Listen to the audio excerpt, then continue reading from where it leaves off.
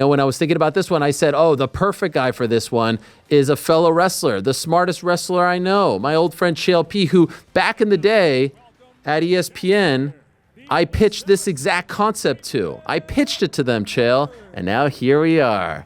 Ariel and the Bad Guy live on PPV, $50, no free entry. Welcome. Friend, did you just call Tim Welsh the Red Hot? The Red Hawk. Red Hawk. Oh, the Red Hawk. Yes.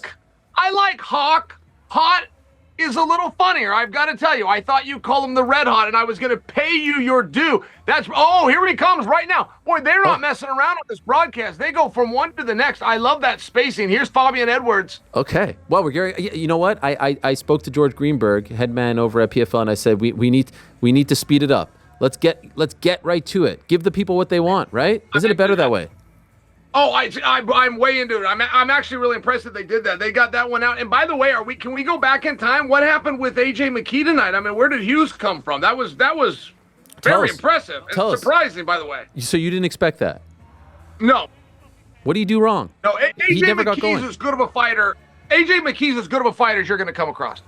I watched him stretch out Darian Caldwell, who's a national champion wrestler. I watched him beat strikers. I was in Riyadh for Bellator versus PFL. And, he goes out against Collard, who's just a scary, scary guy on his feet. Come on, man. It was a round fight.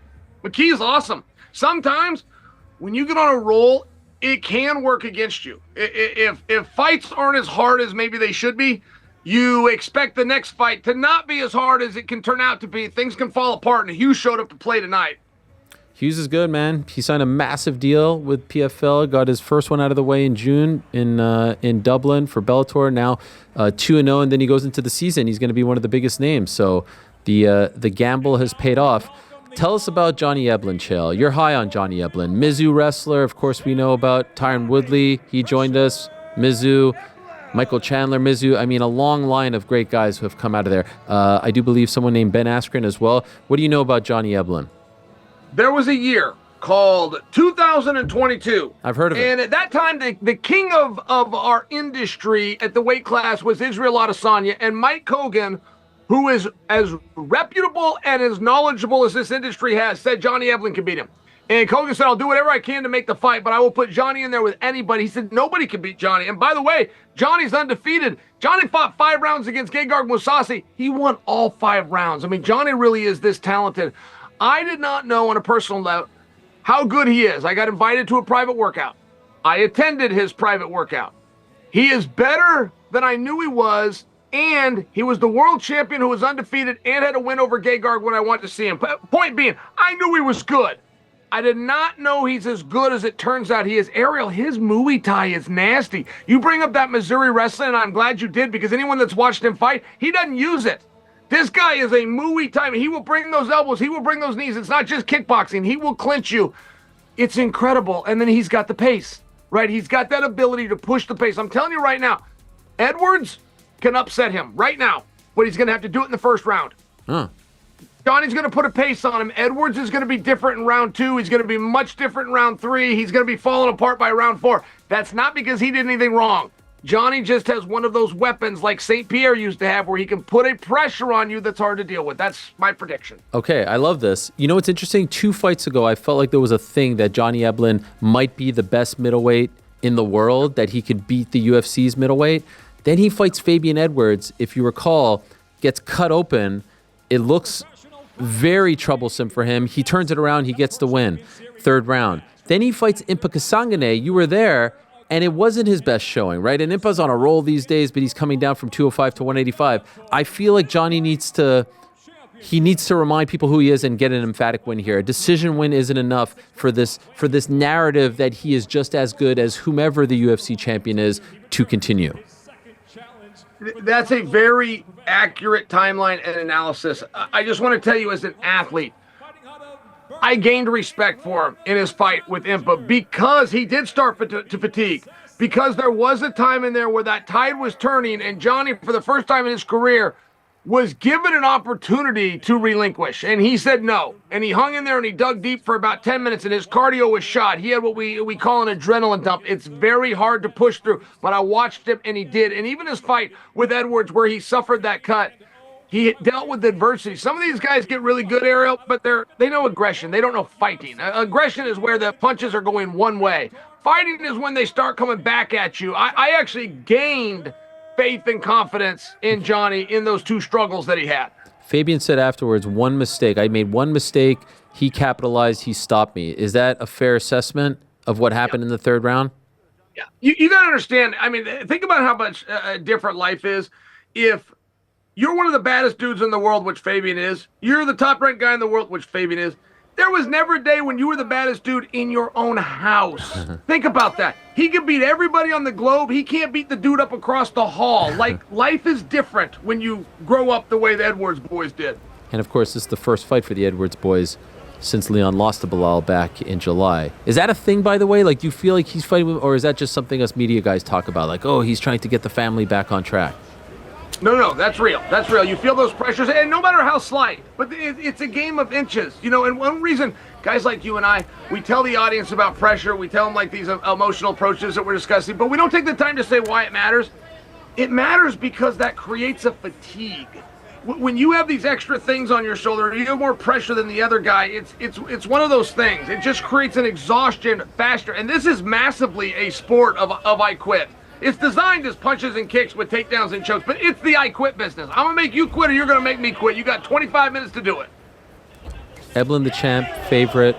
This is for the battle. You can't get an analysis. No, this is you good. cannot get an analysis like I bring. It really is stunning to me. Sometimes I hear myself and I just think, does Ariel ever thank God in heaven above that he has access to my dimension? It's amazing. That's why I wanted you for this fight, by the way, and not the main event, because I think the main event doesn't last long. What are we seeing here, Chael? Hey, what are we seeing? You're perking up. Well, Fabian landed that uppercut. Eblin walked through it, but he's going to have a different respect. He's already holding his head in a different posture. Fabian landed one uppercut. They moved around a little bit. He threw another one that missed, but he's got his attention now. Johnny's fighting a little bit different. See, small things there, right? You got this tree. It's just these little chops. A little thing changes here and there. All of a sudden, man, those add up. The only way a goldfish can eat a shark is a whole bunch of little bites. Wow. Can I tell you something? I always feel like the champ who has to beat the guy twice is in the worst spot, right? Because the guy who lost can say, let me just, right? Do you agree? I think yes. Completely. Well, as I say that. Yeah, he connected there, but I think there was a little bit of a footing issue, too. I think there's a little stumble. Hey, you made a comment. Cris Cyborg is an underdog. Did you misspeak? Yeah. No. Is that true? That's true. How crazy is that? DraftKings has her as an underdog. Yes, everyone has her as an underdog. Wow. You're shocked? Do you agree with that? I mean, she hasn't fought MMA that often. She's currently a plus 120, so it's slight. But when's the last time you remember Cris Cyborg being an underdog? Never. She was not a dog against Amanda Nunes, just to remind you. Yeah. Okay, I've asked our... Cris Cyborg's nice, by the way. Have you ever met Cris Cyborg? Oh, she's salt of the earth. Secretly, like you wouldn't sweetheart. think that, and then she turns out to be she's so nice. Everybody loves her that meets her. First time I ever met her, is scared of her. I was terrified of her. First time I met her. Yeah, I was too. She came up behind me and put me in a choke. I didn't know if she was going to squeeze it or if we were just doing a photo. What did she do? Squeeze her? Turned out to just be a photo. Okay. Yeah. All right. Good. That's when Brazil didn't like really understand the Chael show. Sure. No, she was cool. What about Woodley saying? I must tell you right off the bat here, Sure. And I'm going to go back to that uppercut that slipped in, but this is not the output of Johnny Eblen. In fact, if we were to look at the numbers, I would heavily bet you right now, if we went back and looked at every first 3 minutes of a first round he's ever had, this is the least amount of strikes he's thrown. He's a little nervous to step into range there. Big takedown. That's that Missouri wrestling. I'm so glad that you alluded to that. Who was there? Michael Chandler, Ben Askren, these guys. They're all in the same room, all under Coach Smith. But he doesn't use that wrestling a lot. He needs it right now. So, like in a He's case hanging like on that, right here, Aaron. This is the bluff. This position is a bluff. A great way to deal with a wrestler, whether you've been taken down or you're on your feet and you're about to get taken down, just get to the fence. If you can get to that fence, it's very difficult for a wrestler because everything a wrestler knows is to drive you forward. The rules of wrestling require that you go forward. When a fence is there, stops everything you've ever learned. in a case like this, Chael, where he's taking him down, well, right before this, and there's no damage, Fabian's getting back up. who are you kind of scoring that exchange for? Johnny. And you'll have a number of judges, by the way, that will come out and tell you, well, no, they have to do something with it. I don't know why they tell people that. That's not true. It's not the way they look at it themselves. 100% of the time, the guy in the top position will gain favor of the judges. I don't know why they say you have to do something with it. Andy Foster is different out of California. Andy will tell you that that's a blow. If you take a guy down, that is now the mat hitting the guy. He will tell you it's a blow, and I love that assessment. People don't think of it that way, but Andy's right. Director Foster. I should not address him as Andy. Best in the business. Foster. The gold standard. Oh, forget it. The gold standard. The best. I mean, he leads the charge. Forget it. He's always trying to evolve. He's the one who's leading the charge with the 12-6. He's the one who's leading the charge with the downed opponent. He is not resting on his laurels. I always go to him, by the way, when I have a question about commission stuff, I always go to him. Who'd you score that first round for? Oh, that was Johnny. That was Johnny very clearly. Yeah. But you got to understand, that was a win for Fabian, and let me tell you why. Tell me. The number one thing that Fabian needs to do, and it's the number one thing, conserve that energy. Right, there's a game being played. You got a 10-9. You keep it close, but you make him work. Gives you a shot here or there. You make him work. Fabian stuck to the game plan, and I guarantee you that Leon, who is a master himself, right? I'm talking about Fabian's brother. He's a master of that conditioning, but Leon doesn't do as much as he gets credit for. He makes the other guy drain his battery. Like, people will look at Leon and go, oh my God, he's in such great shape. He is, but he's very tactical with it. So you saw Leon there, Dave Lavelle there as well, the boys from Renegade. What do you think they told Fabian in between 1 and 2? I think they told him, good job. I think they told him, breathe. I think they're telling him to calm down. It is very important.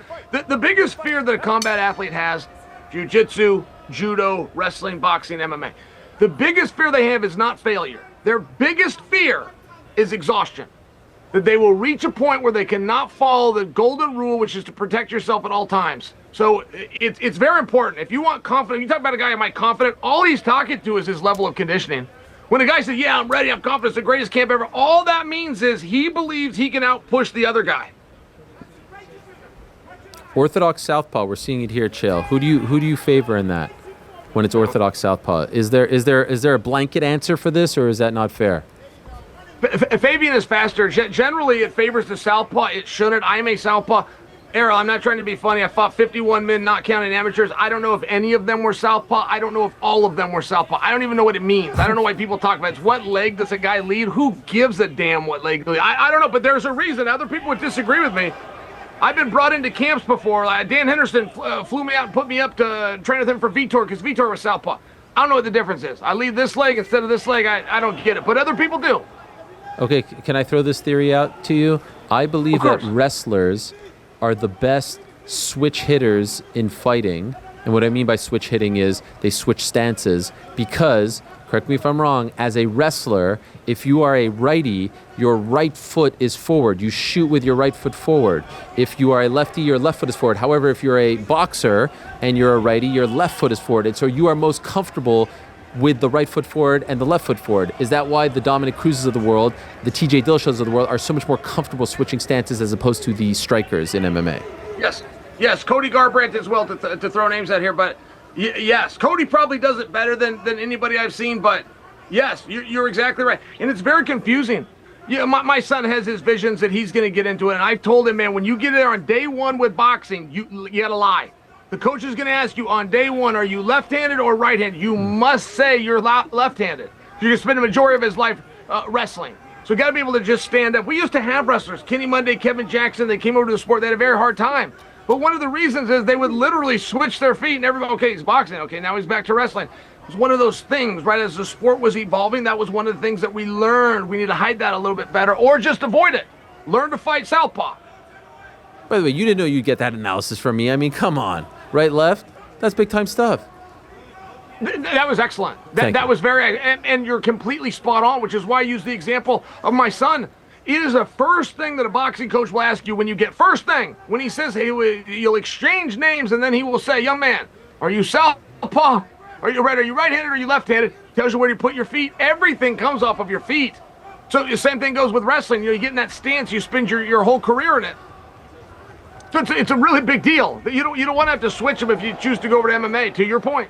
How old is your son now? Look at Eblin here, though. And this is where, when we talk about that Eblin might be the best, it's because of this. And I don't want to get into whether this is the most pleasing and crowd-friendly to watch. I want to get to the fact that this is a dynamic. To get a guy down is an entire sport. It is so much work to get a guy down. To keep a guy there is now a different sport. And that is where American wrestling, which is only done in our college system, only here. They don't do it in Russia. They don't do it in China. They only do it here. It's where Bo Nickel has an advantage. It's where Johnny Eblen has an advantage. And this is a gear that you don't usually look to. Like, you don't fantasize about beating a guy by taking him down and holding him there. But sometimes you get a guy as explosive as Edwards, you got to do it. You got to start draining that battery. You got to get your paws on him. You got to close that distance. It's a massive skill that Johnny has. He doesn't show it very often, but he needs it tonight. Do you think he changed his game plan after feeling Edwards' power early on? Yes. Yes, I really do. I got to go back to that uppercut. Yeah. But I really think that was it. He connected with that, and Johnny stood his ground. He tried not to hide it, but he got a lot of respect there. He respected the speed. He respected the distance. He respected the power, all with that one shot. Uppercut's a big problem. If you're a guy and you're a wrestler, it's a big problem. Every time you come down, you're setting yourself up. I mean, if a guy can just throw an uppercut, even if he misses, if a guy can raise a knee up the middle, Sean O'Malley gets guys to not even try to take him down just because he throws an up kick a couple of times and shows them that something's waiting for him. It's very effective. Ariel, I got in a wreck one time. Did you know I got rear-ended by a gravel truck? Did I tell you about that? What? I got rear-ended. It was like 10 years ago. I got rear-ended by a gravel truck, and it was fully loaded. And my back hurts, so I can never get comfortable. So I go really? fidgeting. I'm trying to get I need a chair that I can get right, but I don't want to look too laid back. No, so I like it. When you go forward, it makes me feel like something big is happening, like you're perking up. When it is, 10 years ago is 2014. This is the midst of your career. Yeah, Ariel, and it would have even been before that, and I'll tell you exactly why I know that. I got rear-ended on a Wednesday, got on a plane, flew to Lemoore, California, and fought Alex Eblin on Saturday. Wow. So the insurance company, they said, to hell with this guy. Man, I was getting all these different treatments and things. They said, no way. You can't be sincere if you had a cage fight after that. And my own lawyer was like, yeah, I really can't argue around it. Here you go. Here's $500. Look at that. Slip and rip, huh? Yeah, that was a good slip and rip. Look at Johnny's eyes, too. Johnny's got good eyes. He can keep them open. He can stay in there. Matt Mitrione was a master of that. Never really got credit. You could throw heat at Mitrione, and he'd pull back, and he'd miss by a quarter inch. He'd pull back. He'd move a quarter inch. It's called having good eyes. Johnny's got good eyes. I thought you meant he just had, like, nice eyes, like the color. Yeah, sure. No, he's a very beautiful man on top of that. Sure. I got to tell you, I mean, we're 2-0. And I'm not going to be able to give Edwards an excuse after this because the math will just simply be against him. Edwards is very alive in this fight. I feel that he's achieved what he wanted to achieve, which is to survive and have enough energy to go for 15 minutes. I feel like this fight's about to start right now. You're going to see it. You're going to see a different Edwards. One thing that Edwards has made a mistake of in this fight is he's going backwards. But that also tells me he's trying to conserve energy. I predict for you, starting now, we're going to see a lot more forward motion from Edwards. Okay. Do you think... Here's the thing. Okay, so I think he doesn't necessarily respect Johnny's striking, but he has to respect the takedown. As long as he stays in the middle of the cage, I don't think that Johnny has been able to do anything that would make him stop going forward. He just needs to take it to him. I agree with that. Khabib was a great one to watch because it was so obvious what he was going to do. 100% of the time. Not only was he going to take you down with the leg entanglement after he locked up your body, but he was going to push you into the fence first. Khabib could not take people down in the center. And you might find an exception, one round with Conor McGregor. You might remember the Al Iaquinta fight. The best thing that Al did in that fight to keep that so competitive, he just kept his back off the fence. And I'm bringing that to you because Eblin's relied on that a lot here too. He's cutting him off. He's backing Edwards up. If Edwards can keep his back off the fence, the probability of a takedown diminishes greatly. Right. God, you cannot. No, it's so good. Oh my it's so God. good. Sometimes it's like poetry coming. It's unbelievable what I just hand away. You know. By the way, is your son getting into fighting? Well, my son is tremendously interested. In fact, he's here in the background, and he's so hoping that you give him an invite. He just wants to say hello to Uncle Ariel, but tell him to jump in. He is training. There, you can come say hello. Of course. I told him, I said, you can't stay. We're doing this professional thing. You know, Helwanivision's got this new gig going. He just wants to at least say hi. He's right here. There he is. There we go. My guy, how are you? Not really. Not really. Okay. I mean, because I'm a wrestler, I focus on that a lot. Sure. He wrestles 2 nights a week. He works on his strength for a night, and then he goes in the garage and works on his boxing. Is that a fair assessment? And challenges me every darn day. I love it. I want his insights. What is he seeing here? Oh, hey, who's winning? Hey, it's a the real guy in invite. the I thought red? he was giving me a fake. It's real. Come on back. Who's winning? You're in. You're with the boys now. What do you see? What do you see? Who do you think's winning? The guy in the red or the guy in the black? Me? Yeah. Red or black? Who's winning? Johnny or Fabian? Black. Hey, this is a big deal right here. This is a big game right here. There's no such thing as a single leg in MMA. He made it work. He pulled him off the fence. Wait, what do you mean there's no such thing as a single leg? Well, you only find a couple of guys in history. Daniel Cormier would be one. Chris Weidman would be one. Very few guys can get to a single leg and finish. And here's the thing, Ariel. I just want you to picture this in your head. If I grab a guy's leg, do I have his leg or does he have my hands? Right? You can hop around on one foot and now your hands are tied up. Johnny pulled him off. Johnny broke the rule there. You're supposed to drive on a single. He pulled him off. He made that work. But it's a big problem. That's where you're susceptible to guillotines. That's where you're susceptible. You might remember Travis Brown, Josh Barnett when he's dropping those elbows. A single leg is a problem, man. You're giving him your hands. How much do those knees hurt? Those knees to the hamstrings there. Tomorrow, a lot. Okay. Now? Yeah, tomorrow, a lot. You'll wake up in the ring. Not very much. A number of people say, well, it slows you down. He's making an investment for later. Those are just words. They do nothing. What about the foot stomps? Oh, boy. Break a guy's foot. Really? Yeah. Chris Lieben introduced those out of the Hard Rock Casino on a Wednesday night. What was that program? Was it like Fuel TV back then? Do you remember that? Chris Lieben, my own teammate. He never did that in practice. Robert Follows never taught that. Chris made that up and broke it out in the UFC. Now we all use it. Wow. Actually, Randy was mentioning Chris. He actually compared Johnny Eblen to Chris on the prelim broadcast, saying that he's the type of guy Johnny Eblen is, who when he gets punched, when he gets hurt, when he gets hit, he tends to wake up, and it reminds him a lot of Chris, who only really got going once he got hit. Fair assessment? Oh, yeah. Yeah. Oh, Chris Lieben, that's one of the reasons he won all those bonuses of the night. He'd be losing the fight and then come back and stop the guy. Yeah. Terry Martin, Aaron Simpson come to mind. Oh, Johnny's getting going here. Now he's throwing ones and twos behind it. Ones and twos into a shot. This works all day. It just takes a lot of energy. I mean, I do feel, to your point, like Johnny's kind of coming around. I do predict rounds 4 and 5 is where Johnny pulls away, standardly speaking. And I really think if Edwards was going to have an opportunity, even to catch him, even for the old, well, it only takes one punch. Well, it takes one punch from a guy who's fresh and sharp and powerful. As a guy starts to fade, man, your punches don't get harder as the night goes on. Hey, I got to tell you something. Yes. Hey, okay. What do we got? I was in Riyadh. I've been waiting to tell you this. I had to go to Jon Jones to get permission, who has refused to speak to me. Malky brokered a deal 24 hours ago. I was able to speak to John. I go to Riyadh. Okay, that's Bellator versus the PFL. Yes. John comes out. He gets in a quick face-off with Francis, but Francis had his hands a little bit full. He was getting ready to fight Joshua the very next week. Mike Tyson comes out. These were the special guests.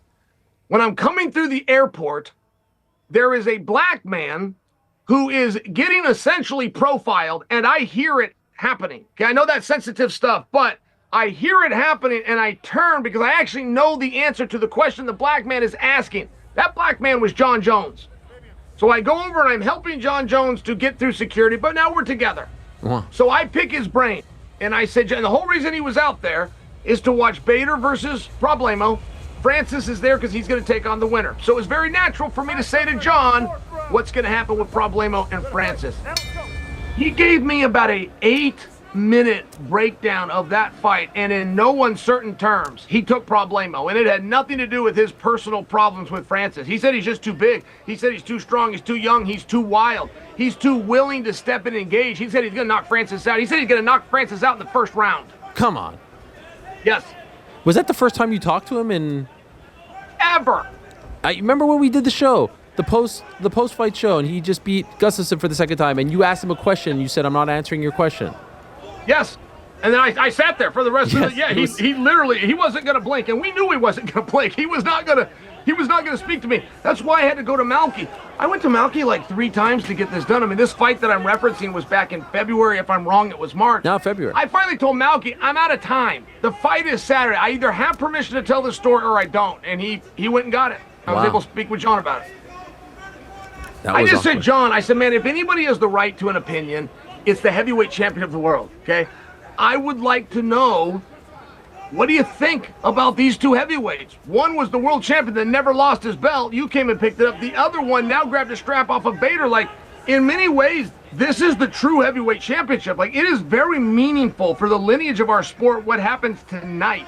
How incredible to have an insight from Jon Jones. I felt like I brought you a gem, whether you give me that credit. It's a fantastic point. I was actually saving it in my back pocket. Chael, this is the first time that you can essentially say that the Strikeforce, Bellator, UFC, Pride, and PFL titles are all held by one man tonight. First time ever. On the line tonight. Isn't that crazy? Lineage. This is it. Dave Meltzer did a very good job of our industry of bringing to us lineage, like kind of true champion and lineage. And yes, to your point, that's exactly what's happening tonight. I sort of feel like that's been under-promoted. That needs to be told more, right? To the world. Like, yeah, they're both tall guys. Who cares about that? This is historic. Yeah. Problema beat Bader, who was the Bellator heavyweight champion. You put it all together under the PFL banner. This is the first time ever. Yeah. And, Era, one of the reasons for that promotion is Ferreira is underrated. He's misunderstood. His own coach, I got to talk to Conan Silveira, the great coach Conan Silveira. And Conan said, you know, Chael, he's a purple belt.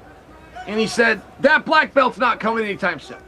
And he said, this isn't a guy that I would throw in there with Joshua and tell you could go fight with Tyson Fury and go do these boxing things. He said, but he's big. He's never late to practice. He never leaves early, and he'll do anything that I ask. And Conan Silveira, who has coached more damn champions than any coach I can think off the top of my head, he said, hey, this is the guy. Regardless of how unpolished he is and how much better I can make him over time, this is the guy. He is DNA, and he is a physical problem. This guy, I don't know if anyone is more accurately monikered than him. And that's not to say that Francis can't beat him. By the way, I mean, I should disclose that, right? I should disclose. I almost had to kick Francis in the nuts one night. I actually got off the hook because of this guy. What was that? Was that the one in Dallas? Yeah. What do you mean in the nuts? I thought you just got into an argument.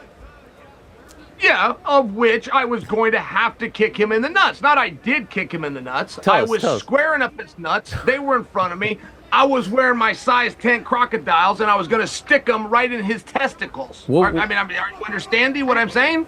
What was the issue? Like, what was the actual disagreement about? Okay. Tell us.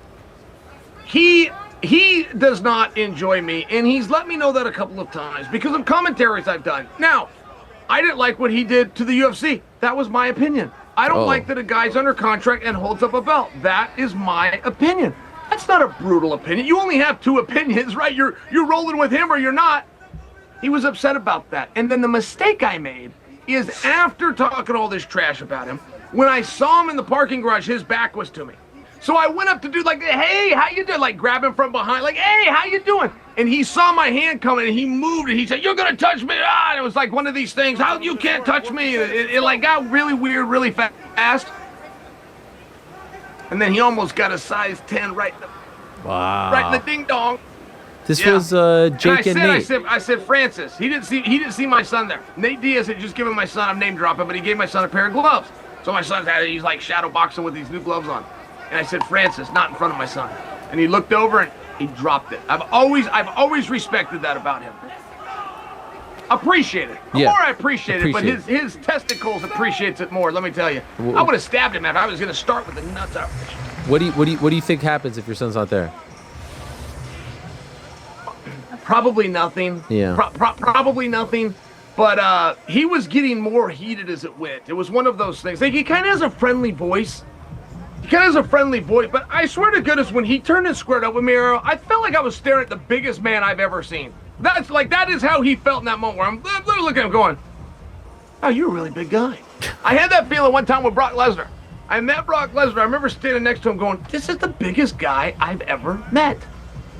Might have been. Was that UFC? Which one was it? Was it UFC? The heavyweights. What do you mean the heavyweights? Remember, it was a main card, but it was all heavyweights on the main card. Yeah. He was there. He showed that up, one. and that's when they were talking about him versus. They were going to try to do him versus Fedor.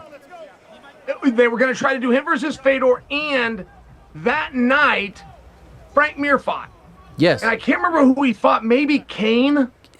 But I remember Brock told me when he was next to him, and he said, if Frank Mir wins, I'm going to have to come back. And it was just a comment, and maybe he was kind of playing it as a mark. He knew I'd come out and say, but he did make that comment, and I remember thinking, that'd be fun.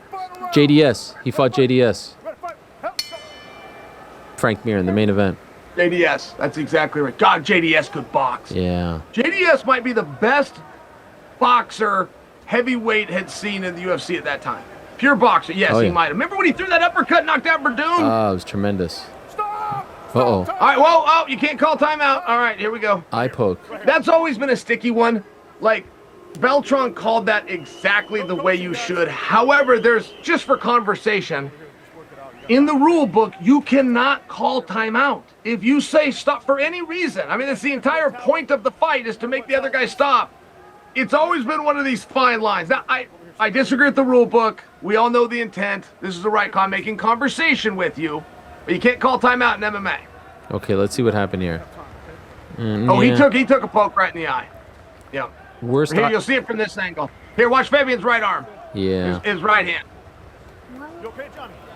Sure. Chael, worst eye poke you ever received. Hey, Fabian. Like you can't see. No, it was a wrestling match. It was a wrestling match my junior year. And wrestling is so sensitive, and I don't curse anyway. And I remember on the mat just yelling. Just one, it wasn't out or anything. I yelled the F word. And after the whole event, which was like another 4 hours on the way home, that my mom was upset about that. That you cursed. Yeah, I just yelled. I covered my eye and just go, ah, you know, the F. There's nobody at a wrestling tournament, so, you know, the whole building, Sure. you can hear it. Okay. Oh, easy. Oh, great. Did you see that? That was Edwards nice. Edwards pulls his leg down, and Johnny Hughes has said, oh, he got him low there, He but got Fabian him. knew he got him. Fabian stopped that one before He did what you tried to do to Eblin's going to Francis. shake this off like Pierre did. Hey, remember when Pierre pushed her beam back? Ah, that Remember was the when Pierre best. pushed him back? That was the best. No, he did what you tried to do to Francis there. Yes. By the way, if your mom was mad that you dropped the F-bomb in the wrestling match, how did she feel about you and your theatrical debut, Mojave Diamonds, I believe it was? Just Oh, he died. yeah. Well, I mean, you were dropping bombs left and right.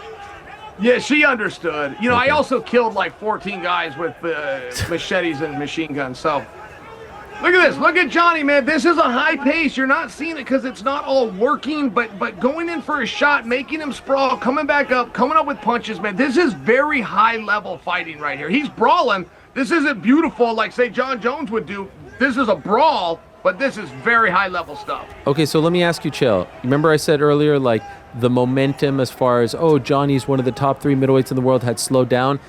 We're 3 minutes away from a victory. Let's see what happens. You know, the fight isn't over just yet, but I suspect if it goes to scorecards, he's winning at least 4 rounds to 1, if not 5.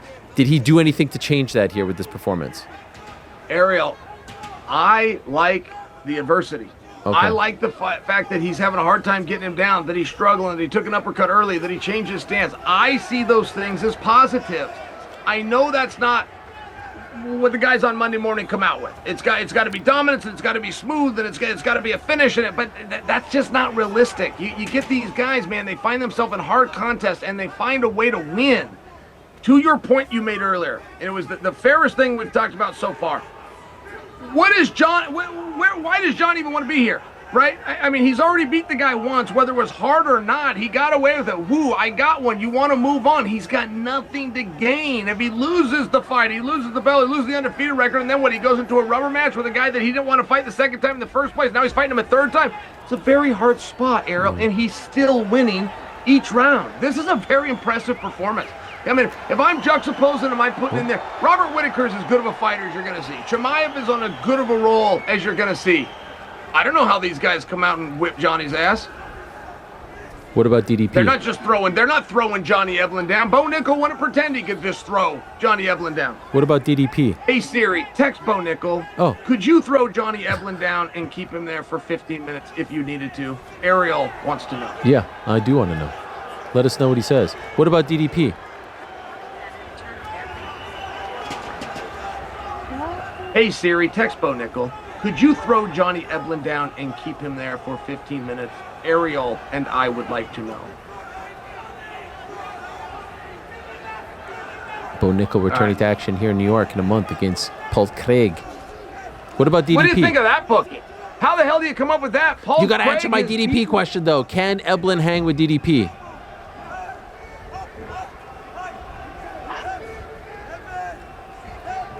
We're learning about DDP, man. Yeah. We did not know DDP was as good as he turned out to be. He started running his mouth, so he gets a fight with Whittaker that he didn't deserve. He goes into it a 3-1 dog.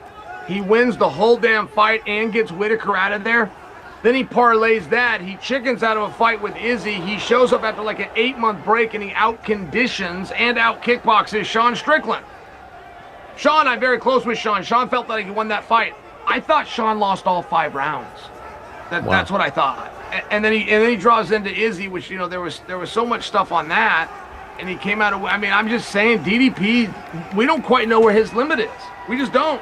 They're going for broke here now, Chael. What do you think? Yeah. I mean, you see Fabian's brawl. corner going nuts. They're going for broke. He has to get a finish here. He has to get a stop. He's exhausted. He can hardly keep his hands up. Boy, there's that uppercut again. Hey, his future opponents better be watching this and learning that uppercut, whether it's putting Johnny down or not. Man, this thing is money. Look at that uppercut. This thing's money. He's going for broke. Is it going to be shades of Leon Edwards versus Kamaru Usman? Look at Edwards and Lavelle. They're going nuts over there in the corner. But time is a-ticking. There's the clapper. 10 seconds to go. It doesn't look like he's going to be able to get it done. He's exhausted. He is absolutely I mean, imagine having this dude, Johnny Eblen, just on you for 25 minutes. They're both exhausted. Fabian's next fight will not be 5 rounds, and I'm just telling you, I'm not sure Fabian's not the #1 contender. I think people are gonna have a real hard time with them. I think booking him in the future. I mean, you got a massive problem right here in Fabian. To get through Fabian to get to Eblin, PFL matched this one up right. They found their 2 top guys. Why are they wearing Bellator gloves? This is an astute point from you, Thero. By the way, is it Thero or Thero? Thero. Thero, I nailed it. Yeah, why are they wearing? Explain to him, Chael. Why are they wearing Bellator gloves? Okay, so PFL has actually absorbed Bellator. They are both under one roof, so we're paying homage to both. Why they chose to wear those gloves, I suppose I don't actually know, other than it's a Bellator middleweight title fight. Bellator brand, and Johnny is actually the Bellator world champion. And this was a Bellator middleweight title fight. This was a Bellator title fight on a PFL card. It's a little confusing, I know. Yeah, I don't know why I said it like I don't know. I know exactly what. You seem to have some kind of a problem with believing that my foot and Francis's balls would have collided. What do you think, he was going to get out of the way for that? You think he wasn't expecting it? You think I don't have the courage to throw it? What part of that story were you like stumbling through? No, I would have been, and you know, if shit would have went down, excuse me, if stuff would have went down, I would have been there. You know that, right? Yes. You know I would have had. You want to know what I told Francis? Yeah, Francis we're face to face. Yeah. You want to know what I whispered to him? I said, young man, I fought Jon Jones on an hour's notice, and you still haven't fought him. Are you sure you want to do this? Wait, did you? No. No. I did not. That's a great line, though. It's a great line. That would have been fire. Listen. Look at her. You're No telling one me would know this is any the better. underdog? Look at her. Look at her. She's as spry and strong as she's ever been. Larissa Pacheco, the last one. A lot of people were mad at PFL, Chael. Did you see this move that they did? They posted the video of Pacheco beating Harrison on the day of Harrison's last fight against Caitlin Vieira, and they thought it was a little too. You know what? I say all's fair. It's the promotional war. Man. Come on. This is war. Are you kidding me? I didn't mind No, it. there's nothing wrong with that. Hey, Pacheco's great, by the way. I'm not underestimating her. Where would you put her, Ariel? If she gets the jump over Harrison and Cyborg, do you move her in front of Amanda? Tough, because let's not forget Harrison beat her twice. I know it's a what have you done for me lately world. Cyborg on the back 9 or maybe back 3. I still don't have her number 1. Can we agree, though, if we're even discussing this, if we're even comparing her to Queen Amanda, big deal. Ladies and gentlemen, huge deal. The distance Huge deal. In the first of our world title fights This is tonight, probably we'll go down to your 49-46 or 50-45, right? Hadi Ali and Yeah. Cologne. All three have it exactly the same at 48-47. Wow. I'll see it for the winner by Wait, unanimous decision. And still, Wow. Chill, Hey, I got 48-47. nervous there for a second. Yeah. Something felt off there for a second. Chill, 48-47, a little closer than I thought, no? I believe that Johnny won every one of those rounds. I am highly curious where the 2 rounds came from. How great does Ray Sefo look, by the way? Some guys look better as they age. I gotta say, life has been good to the president. Yes, the Silver Fox.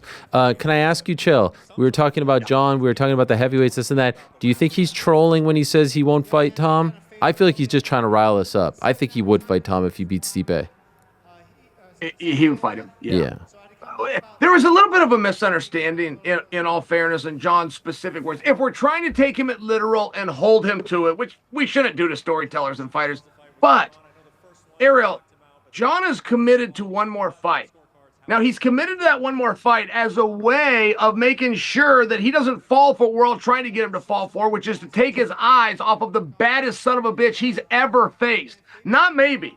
Daniel Cormier is the baddest dude he's faced. Daniel Cormier dropped 2 fights to this guy. MMA math works. And I'm only telling you that because if they want to pull Stipe and put Tom in, John will be there in November to defend the heavyweight championship. But he's only committing to 1.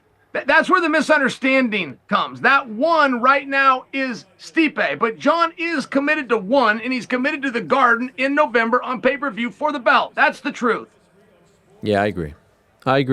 I think he fights him. I don't think he's worried. Where do you put Piera in your all-time? You're about to boot me up, but I've actually wanted to ask you this. Sure. Where do you put Piera in your GOAT list? If it ends today, where do you put Piera? Do you mean Alex Pereira? Yeah. Okay, I just wanted to make sure. GOAT, tough, but I mean he's number 1 pound for pound for me. I mean, it's no question, right? That's I don't even know how that's a debate. Jones, Islam. Wow, that's a big claim. That's a big claim. You disagree? Rob 10 straight and no, I have it the same way. I'm just saying, from you, Journalist of the Year, I believe 15 times. 14. That's a big claim. 14 to be exact. I don't want to get crazy. I think he's number 1. He won at 85. He won at 205. He's taking fights on short notice. He's knocking everyone out. He's incredibly talented. The last fight was incredible. So I have him number 1. GOAT is a little bit too soon. We have to get many more title defenses. To me, the Mount Rushmore of UFC champions is as such. It's Anderson Silva. It's George St. Pierre. It's Jon Jones. And it's Demetrius Johnson. Those are the 4. I don't think it's... Khabib. Yeah, Wow. look at the defenses. Look at the defenses. He left too soon. You can't go hypothetical. I'm talking about the facts. Those guys all had almost double digits, all of them, if not all of them, off the top of my head. Aaron, look how PFL is filming this, though. Look how they're filming. Nice. They're going right into this package for Cyborg. I love this spacing, man. I got to tell you, if this is all Greenberg's design... No, it's mine. I mean, whether it's Pete and Don, whoever needs to get credit for this, but this is outstanding. This is a real treat. I don't want to wait. Let's go. Let's not waste time. I told them, we're doing Helwanivision. You got to speed this bad boy up. And so that means we have to get to Megan Anderson, who's going to join us for that fight. Chael Thero, this has been Megan fun. Is fire. Yes. Megan is fire. Tell her I said hello. I miss watching Megan fight. Tell her I said hello. I had made some comments during the Olympic Games with the Algerian Olympic medalist, and Megan came in and backed me up on social media. Let her know I saw that, and I appreciated it. Salt of the earth. This was fun. Let's do it again, Chael. Love you guys. Oh, it's fun. Francis is steel balls. Hey, I didn't real kick window. him in the nuts. Real I window. kicked you too. Real window. I'd have shanked him, and I'd have put one in. I'd have put a 38 in you. You guys have no idea what you're dealing with, pulling a gangster into a parking garage. I've had it with you and your fake compliments. Goodbye, Helwani. I'll kick his ass for you. Kaboom. There he is. How do they always time that stuff so well?